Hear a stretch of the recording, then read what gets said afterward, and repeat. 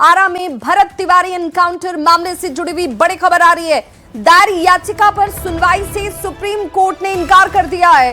Supreme court ने सीधे तौर पर याचिकाकर्ता को हाई कोर्ट जाने की सलाह दी। सुप्रीम कोर्ट में 2 जजों की वेकेशन बेंच की तरफ से यह आदेश दिया गया। सुप्रीम कोर्ट के वकील विशाल तिवारी ने याचिका दायर की थी और इसी याचिका में मामले की सीबीआई जांच की मांग रखी गई थी। दोषी पुलिसकर्मियों के खिलाफ कार्रवाई की मांग भी इसमें शामिल, लेकिन सुप्रीम कोर्ट ने हाई कोर्ट जाने के सलाह जो है वो दे दी है। भरत एनकाउंटर मामले से जुड़ी हुई ये बड़ी खबर इस वक्त सामने आती हुई, सुप्रीम कोर्ट का सुनवाई से सीधे तौर पर इनकार। तो याचिकाकर्ता को हाई कोर्ट जाने के लिए सलाह जो है वो सुप्रीम कोर्ट की तरफ से दी गई। बिहार के भोजपुर जिले में 17 जून को एक इनकाउंटर हुआ था। उस इनकाउंटर के दौरान में जिस तरह से इस पूरे प्रक्रिया को अंजाम दिया गया था उस पर कई सवाल उठे। दरअसल इनकाउंटर हुआ था भरत तिवारी का। भरत तिवारी के इनकाउंटर के बाद जिस तरह से बाद में उसकी मौत हुई, मौत के बाद वहां के ग्रामीणों के द्वारा काफी रोष वहां व्यक्त किया गया था। काफी ग्रामीण जो है वो गुस्से में आए। उसके बाद इस मामले पर सुप्रीम कोर्ट में एक याचिका दायर हुई और याचिका को दायर किया था विशाल तिवारी नाम के वकील के द्वारा। इस मामले पर सुनवाई के लिए तारीख मुकर्रर की गई 30 जून। 30 जून को जब इस मामले में तमाम दलीलों को कोर्ट के सामने रखा जा रहा था तो कोर्ट के द्वारा कई सवाल पूछे गए और उसके बाद इस मामले पर याचिकाकर्ता को कहा गया कि आप इस मामले पर पटना हाई कोर्ट में जाइए, आप स्वतंत्र हैं, वहां जाकर के याचिका दायर कर सकते हैं। दरअसल अभी वेकेशन बेंच अभी सुनवाई कर रही थी और सुप्रीम कोर्ट में 13 जुलाई से कोर्ट खुलने वाला है। तो कहा गया कि अगर आपको लगता है कि इस मामले में तत्काल सुनवाई की आवश्यकता है तो आपको हाईकोर्ट जाना चाहिए, हाईकोर्ट का दरवाजा खटखटाना चाहिए और वहां से आप जाने के लिए आप स्वतंत्र हैं। इन तमाम मामलों की गंभीरता को देखते हुए वकील ने कहा कि हाँ, अब जरूर हम पटना हाई कोर्ट जाएंगे। तो एक तरह से कहा जा सकता है कि एक जुडिशल जो यहाँ पर क्या होना है, न्यायिक तरीके से इस मामले पे क्या आगे कार्रवाई होनी है उस पर भी नजर रखना बेहद जरूरी होगा। लेकिन कहा जा सकता है कि ये मामला जैसे जैसे और इस मामले पे स्थानीय पुलिस की तफ्तीश जो है उस पर जिस तरह से सवाल खड़े हो रहे हैं, कहा जा सकता है कि आने वाले दिनों में इस मामले में हो सकता है केंद्रीय जांच एजेंसी सीबीआई की भी एंट्री हो सकती है। लेकिन फिलहाल ये मामला कई राज्यों में चर्चा का बेहद विषय बना हुआ है। कि जिस तरह से ये पूरे मामले को देखा जाए, ये मामला बेहद महत्वपूर्ण है और इस मामले को लेकर जिस तरह से बिहार में खास तौर पर राजनीतिक बयानबाजी भी हो रही है और जिस तरह से इस मामले की तफ्तीश के लिए जिस तरह से अलग अलग टीम बनाने की बात हो रही है और खास तौर पर याचिकाकर्ता के द्वारा जिस तरह से कोर्ट में याचिका दायर करके कहा गया था कि इस मामले पर सीबीआई जांच की अनुशंसा होनी चाहिए। तो इन तमाम मामलों पर जिस तरह से आज कोर्ट में तर्क दिए गए, लेकिन कोर्ट ने साफ तौर पर कह दिया है कि इस मामले पर आप आगे हाईकोर्ट में अपील कर सकते हैं और हाईकोर्ट जाइए, हाईकोर्ट में आप स्वतंत्र हैं वहां पर अपील करने के लिए। बिहार में हुए इनकाउंटर से जुड़े मामले में आज सुप्रीम कोर्ट में सुनवाई हुई, लेकिन आज सुप्रीम कोर्ट में इस मामले पर फिलहाल सुनवाई से इनकार कर दिया है और कहा गया है कि इस मामले को आप हाईकोर्ट में अपील कर सकते हैं। वकील विशाल तिवारी जी हमारे साथ में हैं, याचिकाकर्ता हैं। विशाल जी, आज जब कोर्ट में आज जिस तरह से तमाम दलीलों को आप कोर्ट में रख रहे थे और तमाम मुद्दों को आप बता रहे थे, इसके बारे में विस्तार से बताइएगा।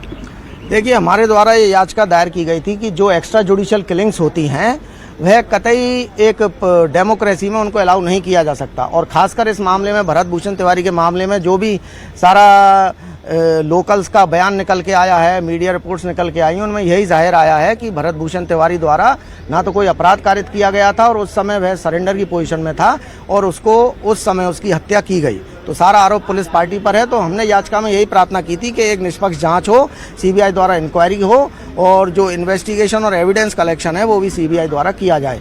साथ ही में सुप्रीम कोर्ट की जो पूर्व में एक्स्ट्रा जुडिशियल किलिंग्स को लेकर गाइडलाइंस हैं उनकी सख्ती से पालना की जाए। ना इस मामले में तो की ही जाए, बल्कि जो अन्य राज्य हैं उनको भी एक एडवाइजरी जारी की जाए कि एविडेंस एनकाउंटर मामले में किस तरह से कलेक्ट करना है, इन्वेस्टिगेशन कैसे होगी, इम्पार्शियल होगी। तो इन सब बातों लेकर याचिका दायर की गई थी। आज इस पर सुनवाई हुई और हमने अपने तर्क रखे तो माननीय सुप्रीम कोर्ट का मानना था कि हाईकोर्ट इन सब मामलों में सक्षम है, तो आप पहले हाईकोर्ट जाके अप्रोच कीजिए और वहाँ फाइल कीजिए।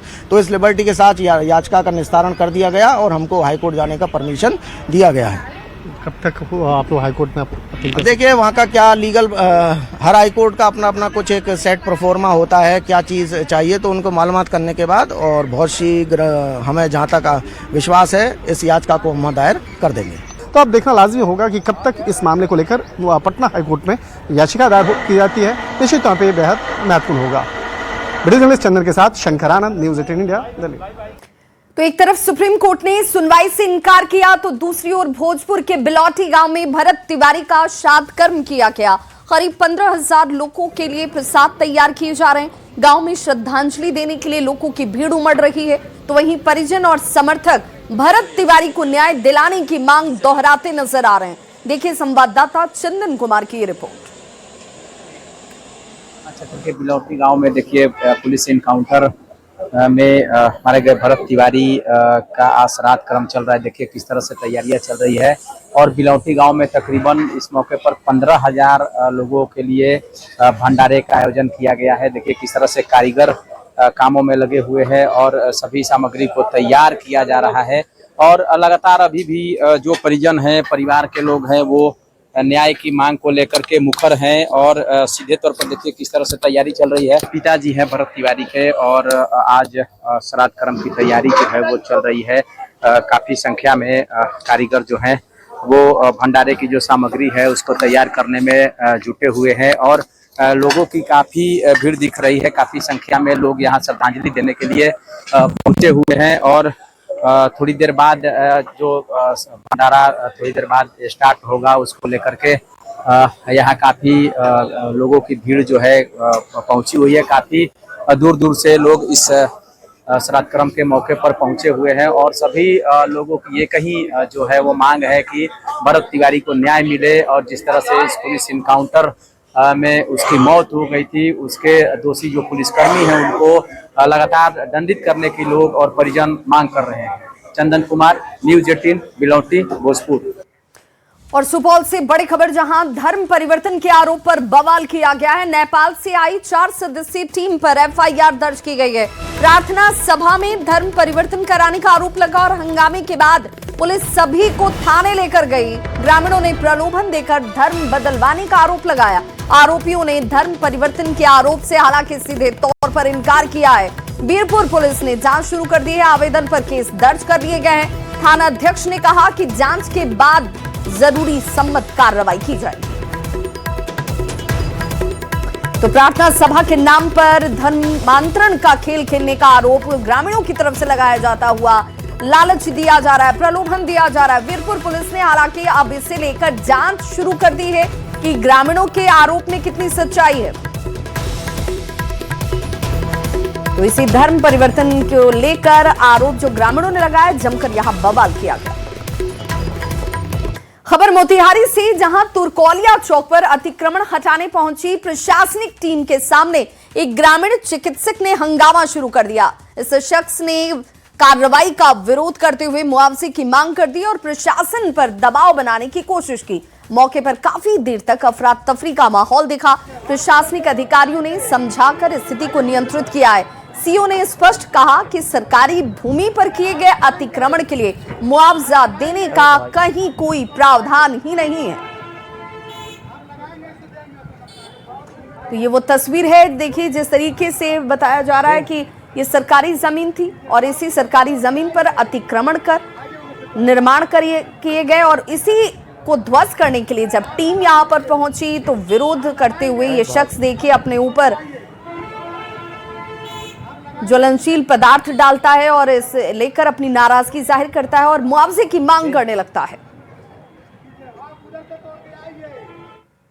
बिहार के डिप्टी सीएम विजय चौधरी ने बाढ़ और सूखे के हालात से निपटने को लेकर एक नई योजना की जानकारी दी। विजय चौधरी ने कहा कि बरसात के दिनों में नदियों के अतिरिक्त पानी को जलाशयों में जमा किया जाए ताकि सरोवर जो है वो सुखाड़ की स्थिति में काम आ सके, किसानों को सिंचाई को लेकर कोई परेशानी ना हो। वहीं बिहार में जितनी बारिश होती है उससे हमारे यहाँ बाढ़ नहीं आता, बल्कि नेपाल की बारिश, उत्तर बिहार और झारखंड की बारिश से दक्षिण बिहार में बाढ़ के जैसे हालात खड़े हो जाते हैं। लोगों ने एक नई योजना प्रारंभ की है कि बाढ़ के समय में गंगा गंडक से पानी निकाल के जो हमारे अलग अलग जलाशय जिनमें आज के मौसम में या अगले 2-3 महीनों के काल में सिंचाई के लिए पानी कम उपलब्ध रहता है, ऐसी स्थिति से निपटने के लिए बाढ़ के समय में नदियों के पानी को स्थानांतरित करके हम लोग इन जलाशयों में फिर से सुरक्षित जमा करेंगे, स्टोर करेंगे, जिससे कि अगर अल्प वृष्टि की संभावना हो या अल्प वृष्टि का समय हो तो वैसी हालत में हम लोग अपने जलाशयों से किसानों को सिंचाई के लिए पानी दे सकें, ऐसी व्यवस्था भी हम लोग कर रहे हैं। इन दिनों सियासी गलियारे में एक चर्चा बेहद तेज है कि नीतीश कुमार को केंद्र में मंत्री बनाया जा सकता है। इस सवाल को जब बिहार के डिप्टी सीएम और नीतीश कुमार के बेहद करीबी विजय चौधरी के सामने रखा गया तो इसे सिरे से खारिज करते नजर आए और इस सवाल को लेकर डालते हुए उनकी पूरी जो बॉडी लैंग्वेज थी वो नजर आ रही थी। विजय चौधरी ने यह भी कहा कि उन्होंने इस तरह की चर्चा इससे पहले कभी सुनी ही नहीं। कुमार के केंद्र में मंत्री बनने की चर्चा तेज है, क्या कहेंगे? अब ये सब तो चर्चा तेज मध्यम खत्म आप ही लोग करते हैं। हम तो न कभी तेज सुने हैं, न कभी मध्यम सुने हैं, न कभी खत्म सुने हैं। बिहार के विकास की रफ्तार को बढ़ाने के मकसद से केंद्र सरकार ने एक बार फिर से बड़ी सौगात बिहार को दी है। दिल्ली में कल मुख्यमंत्री सम्राट चौधरी और बिहार के पथ निर्माण मंत्री की केंद्रीय मंत्री नितिन गडकरी के साथ मुलाकात होती है, जिसमें कई परियोजनाओं को स्वीकृति मिली है। कई विकास योजनाओं पर इस दौरान चर्चा की गई, जिससे बिहार के विकास की नई रफ्तार जो है वो बिहार को मिल सके। केंद्र सरकार ने बिहार को कुल 53,000 करोड़ रुपए की परियोजनाओं की स्वीकृति दी, जिसमें 13 प्रमुख योजनाएं शामिल हैं।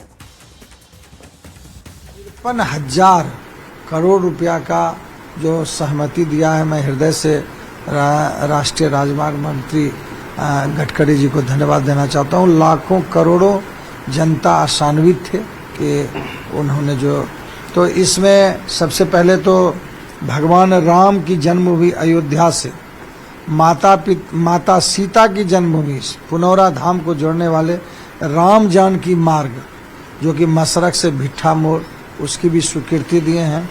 और एक्सप्रेसवे, कई एक्सप्रेसवे जैसे गोरखपुर सिलीगुड़ी एक्सप्रेसवे है, रक्सौल हल्दिया एक्सप्रेसवे है, बक्सर भागलपुर एक्सप्रेसवे है, बोध गया राजगीर।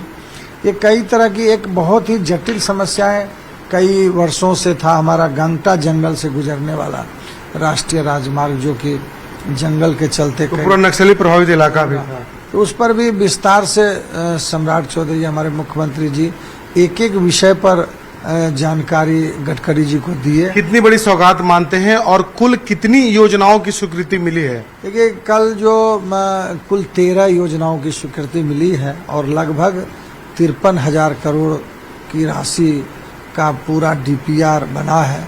और इसी निमित्त एक और बड़ी उपलब्धि जो मिलने जा रही है, अभी आपने देखा होगा कि जेपी सेतु पथ जो बना है और फिर उसके बाद मुंगेर से सबौर, उसी तर्ज पर मैंने माननीय मुख्यमंत्री जी को पहले भी कहा था। तो मुख्यमंत्री जी ने गडकरी जी को कहा कि नौगछिया के पास जो अभी विक्रमशिला सेतु 4 लेन बन रहा है, वहाँ पर जाह्नवी चौक से अगवानी घाट तक मैंने आग्रह किया था, लेकिन मुख्यमंत्री जी ने गडकरी जी को कहा कि इसको इसी तर्ज पर जो मुंगेर से सबौर बन रहा है, तो नॉर्थ साइड में, गंगा के नॉर्थ साइड में जाह्नवी चौक विक्रमशिला सेतु से पटना तक भाया अगवानी घाट तक, उसको भी सेतु पथ बनाया जाए।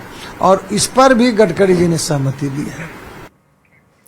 खबर सहरसा से, जहां बिहार पुलिस भर्ती परीक्षा के नाम पर लाखों रुपए की ठगी करने वाले एक संगठित गिरोह का पुलिस ने खुलासा किया है। सॉल्वर गैंग का खुलासा इस वक्त बड़ी खबर सहरसा से आती हुई और इस मामले में अब तक 6 आरोपियों की गिरफ्तारी की गई है।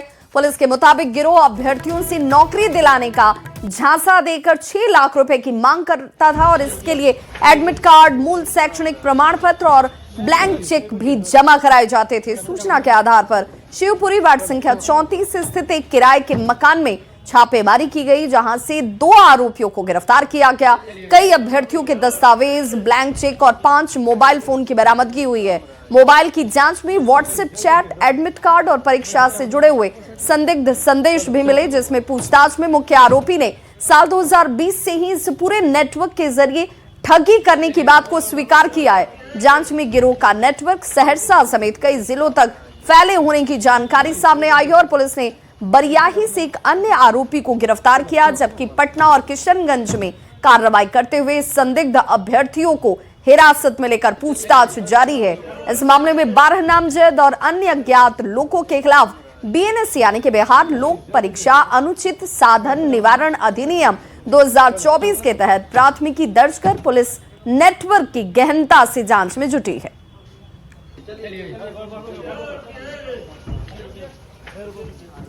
यहाँ एक व्यक्ति है जिसका नाम है चंदन कुमार। उसके घर पर हम लोगों ने छापामारी किया। वहाँ 2 चंदन कुमार मिले। इन दोनों के द्वारा जो है परीक्षा सेटिंग करने का सबूत मिला। उनके पास परीक्षार्थियों का प्रमाण पत्र, चेक बुक, पासबुक वगैरह जो था गिरवी रखा गया था। उनके मोबाइल में जो है परीक्षा के कुछ सेट का आंसर आया था, जो आंसर उन्होंने किसी दूसरे को भेजा था। इसके आधार पर जो है जो प्रदर्श को जब्त किया, मंगाया गया। अभी तक कुल 6 गिरफ्तारियां हुई है। ये 10 मोबाइल और कागजात वगैरह जो है ब्लैंक चेक जब्त किया गया है। एक सफल उद्भेदन माना जा सकता है और इसमें अभी और लोगों की गिरफ्तारी की संभावना। खान सर की अग्रिम जमानत याचिका पर सुनवाई अब 3 जुलाई को होगी, क्योंकि कोर्ट ने उनके गार्ड के हथियार लाइसेंस के कागजात को मांगा है। पटना सिविल कोर्ट ने केस अनुसंधानकर्ता को 3 जुलाई तक दस्तावेज को पेश करने के आदेश दिए। पटना सिविल कोर्ट ने इसी मामले में खान सर के दोनों निजी सुरक्षा गार्डों के हथियारों के लाइसेंस की वैधता से जुड़े हुए दस्तावेज प्रस्तुत करने के निर्देश भी दिए हैं। में जो हमने सप्लीमेंट्री एफिडेविट फाइल किया था, उसके संबंध में आईओ से रिपोर्ट मांगा गया है। आईओ ने पीपी साहब ने लास्ट ओकेजन पर प्लेस किया था ऑनरेबल कोर्ट के समक्ष कि प्रदीप कुमार जो है उनका लाइसेंस सिर्फ यूपी तक ही है। इससे संबंध में हमने एक डॉक्यूमेंट्स दाखिल किया जो उनका ट्रैवलिंग लाइसेंस इशू था by the authority district magistrate UP, Haryana, Delhi और बिहार के लिए, और उसके वेरिफिकेशन के लिए रिपोर्ट कॉल किया गया है by the from the investigating officer. आने के बाद 3 तारीख को उसकी सुनवाई होगी और खान सर वगैरह का जो भी एंटीसिपेटरी बेल था सबको एक्सटेंड कर दिया गया है। और बड़ी खबर मोतिहारी से, जहां पानी भरे नाले में डूबने से बच्ची की मौत हो गई। सुगौली के मनसिंघा खौड़ा सरेह में यह हादसा हुआ है। ग्रामीणों ने पुलिस को इसकी जानकारी दी है। पानी भरे नाले में डूबने से बच्ची की मौत की खबर इस वक्त सामने आती हुई। तो मोतिहारी से यह बड़ी खबर, सुगौली के मनसिंघा घोड़ा में यह हादसा हुआ है और बताया जा रहा है कि पानी भरा हुआ यह गड्ढा जिसके पास बच्ची के पहुंचने की वजह से हादसा हुआ। ग्रामीणों ने इसकी सूचना पुलिस को दी है। लैब टेक्नीशियन की बहाली की मांग को लेकर छात्रों ने पटना में पैदल मार्च निकाला और जमकर प्रदर्शन किया। छात्रों ने बीटीएससी लैब टेक्नीशियन के 2359 पदों पर परीक्षा लेकर नियुक्ति करने की मांग की और चेतावनी दी कि अगर 1 हफ्ते में मांग पूरी नहीं होती है तो इसे लेकर उग्र आंदोलन शुरू किया जाएगा।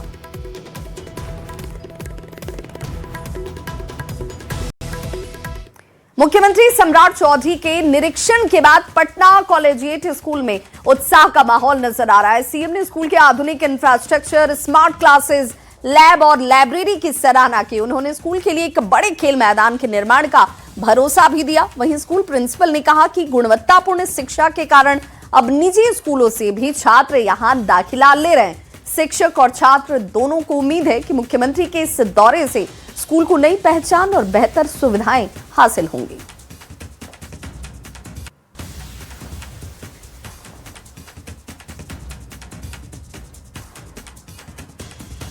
तो ये वो तस्वीर है जहां पर सीएम के दौरे के बाद अब इस मॉडल स्कूल बनने पर छात्रों में जबरदस्त उत्साह नजर आया। बच्चे यहां पर बेहतर परफॉर्म कर रहे हैं और जो जानकारी सामने आ रही है, बताया जा रहा है कि निजी स्कूलों से भी बच्चे इसमें आकर अपना नामांकन करवा रहे हैं और बेहतर शिक्षा और सुविधाओं की सराहना करते हुए खुद बिहार के मुख्यमंत्री सम्राट चौधरी नजर आए।